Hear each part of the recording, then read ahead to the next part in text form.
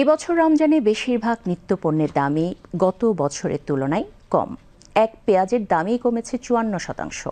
আর অস্বস্তি বলতে এখন সরু চাল ও সয়াবিন তেলের বাজারে। সংশ্লিষ্টরা বলছেন, দেশে উৎপাদন বাড়ার পাশাপাশি কিছু নিত্যপণ্যের শুল্ক কর কমায় এবং আমদানি সহজ হওয়ায় ইতিবাচক প্রভাব পড়ছে বাজারে। তাতে দূর হচ্ছে মূল্য অস্থিরতা। শাহেদ জাহিদের প্রতিবেদন। নিত্যপণ্যের বাজারে এবছর রোজার শুরু থেকেই দর নেমে আসার ধারা লক্ষণীয়। গেল বছর রোজার শুরুতে খুচরায় প্রতি কেজি পেঁয়াজ বিক্রি হয় ৯০ থেকে ১১০ টাকায়, এবার বিক্রি হচ্ছে ৪০ থেকে ৫০ টাকায়। কমেছে খেজুর, চিনি, মাংস, ডিম, শাকসবজি সহ বেশ কিছু ভোগ্যপণ্যের দাম। অর্থাৎ সয়াবিন তেল এবং চাল ছাড়া সব পণ্যেরই সরবরাহ এবং দাম স্বস্তিদায়ক হয়ে উঠেছে। গত বছরের ৪০ টাকার আলু এবার বিক্রি হচ্ছে ২০ থেকে ৩০ টাকায়। লেবুও বিক্রি হচ্ছে আগের তুলনায় ২০ থেকে ৩০ টাকা কমে। রোজা ঘিরে দাম বাড়লেও গত বছরের সাথে তুলনা করলে অনেক কমই মিলছে সবজি।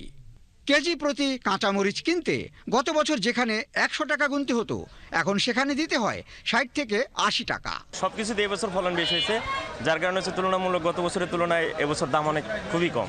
শসা আর হচ্ছে আপনার যে লেবুর কথা বললেন, ওটা হচ্ছে রমজান মাসে একটু চড়া থাকে, কারণ ওটার চাহিদা একটু বেশি থাকে। পেঁয়াজের আমদানি মাশাআল্লাহ খুব ভালো, বিদেশি কোনো পেঁয়াজ আসতেছে না, আমাদের দেশি পেঁয়াজ, বাজার খুব রমরমা। মুরগির ডিম এবং মাংসের দামও কমেছে। ৪৫ টাকা হালি ডিম এবার বিক্রি হচ্ছে ৪০ টাকায়। গতবারের তুলনায় এবার ছোলা বিক্রি হচ্ছে ৫ থেকে ১০ টাকা কমে। এদিকে মাছ মাংসের দাম রমজানে বাড়লেও গতবারের তুলনায় সহনীয়ই বলতে হবে। একটু গরু আমদানি তো, এর জন্য আমরা ৭৫০ টাকা বেচতে পারি। সোনালী বিক্রি করছি ৩৪০, এবার বিক্রি করতেছি ২৬০ ২৮০। দেশি গত বাজারে বিক্রি করছি ৭৮০, এবার বিক্রি করতেছি ৬৫০।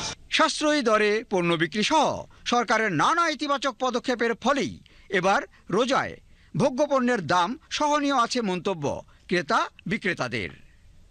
আর একটি জায়গায় সবাই একমত, বাজার স্বাভাবিকতার এ ধারা ধরে রাখার জন্য চাই অংশী পক্ষগুলোর আন্তরিকতা এবং কাজের সমন্বয়।